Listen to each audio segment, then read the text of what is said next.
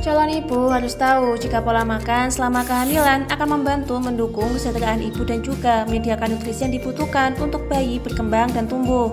Sebagai panduan umum, ibu hamil perlu mengkonsumsi makanan yang sehat, tinggi nutrisi dan rendah gula, garam dan juga jauh dari lemak jenuh.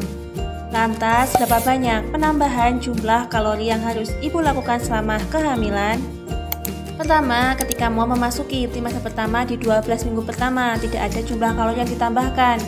Ketika trimester kedua, usia kehamilan 13 hingga 26 minggu, mom perlu menambahkan sekitar 340 kalori ekstra per hari. Serta di trimester akhir, sekitar usia 26 minggu, mom perlu menambahkan sekitar 450 kalori ekstra per hari. Untuk itu, mom harus tahu tips mempersiapkan makanan dengan aman selama kehamilan. Pertama, jangan lupa mencuci buah, sayur, daging akan menghilangkan sisa tanah, pestisida, dan darah yang mungkin mengandung virus toksoplasma.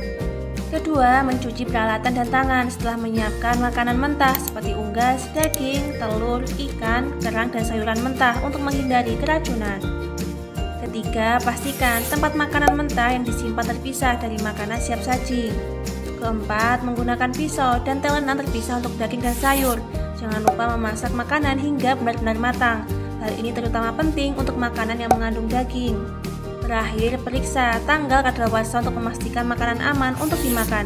Jangan memakan makanan setelah tanggal kadaluarsa, meskipun tampilan dan baunya baik-baik saja. Untuk itu, calon ibu harus tahu resiko dari mengkonsumsi makanan yang tidak bersih atau masak. Pertama, resiko penyakit listeria.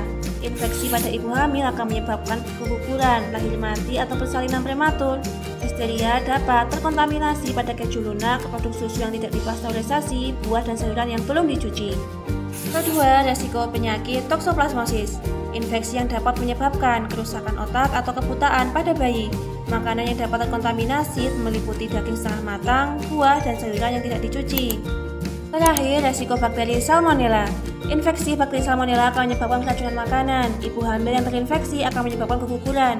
Makanan yang sering terkontaminasi seperti telur mentah atau setengah matang, daging dan seafood setengah matang. Jadi, bagaimana calon ibu sudah paham bukan jika penting untuk berhati-hati dalam menyiapkan makanan dan menjaga keamanan makanan selama kehamilan? Keracunan makanan umumnya disebabkan oleh kontaminasi makanan dengan bakteri atau virus tertentu. Sebagai aturan umum, makanan terbaik untuk dikonsumsi adalah makanan yang perlu dimasak atau disiapkan dengan matang.